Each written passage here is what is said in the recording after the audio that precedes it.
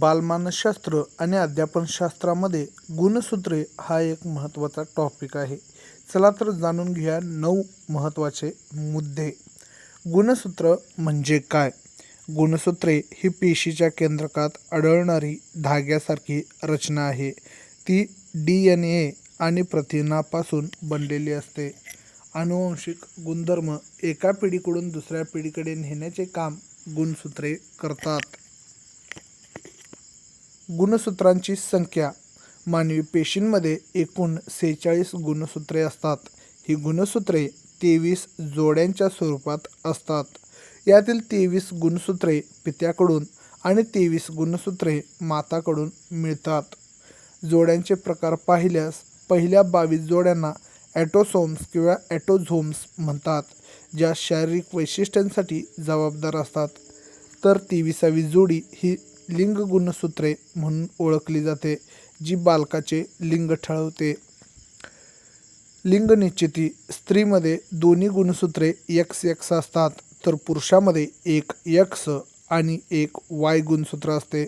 जर पित्याकडून X गुणसूत्र आले तर मुलगी होतो, नाहीतर Y गुणसूत्र आले तर मुलगा होतो. जनुके. आनुवंशिकतेचे एकक. गुणसूत्रावर हजारो लहान कण असतात, त्यांना जनुके असे म्हणतात. जनुके हे खरे आनुवंशिकतेचे वाहक आहेत. ते मुलाचा रंग, उंची, बुद्धिमत्ता इत्यादी ठरवतात. आनुवंशिकता आणि विकास. बालकाच्या विकासावर आनुवंशिकतेचा मोठा प्रभाव असतो. गुणसूत्राद्वारे मिळालेली क्षमता ही उपजत क्षमता असते, जिला नंतर पर्यावरणाद्वारे आकार मिळतो. गुणसूत्रामधील दोष आणि परिणाम. जर गुणसूत्राच्या संख्येत किंवा रचनेत बदल झाला तर विकासात दोष निर्माण होऊ शकतो. 21व्या गुणसूत्राच्या जोडीत दोष निर्माण झाल्यास डाऊन सिंड्रोम हा विकार होतो. जुळी मुले. एकपेशीय जुळी. एकाच फलित अंड्याचे 2 भाग होतात. यांची गुणसूत्रे तंतोतंत सारखी असतात. द्विपेशीय जुळी.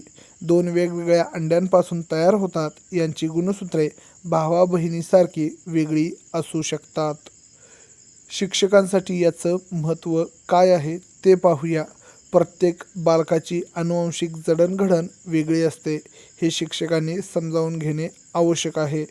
वैयक्तिक भिन्नता ओळखण्यासाठी गुणसूत्राचा आणि आनुवंशाचा अभ्यास गरजेचा आहे. चला तर भेटूया आणखी एका अशाच व्हिडिओमध्ये. तोपर्यंत पाहत राहा शुभम गवराजी यूट्यूब चॅनल.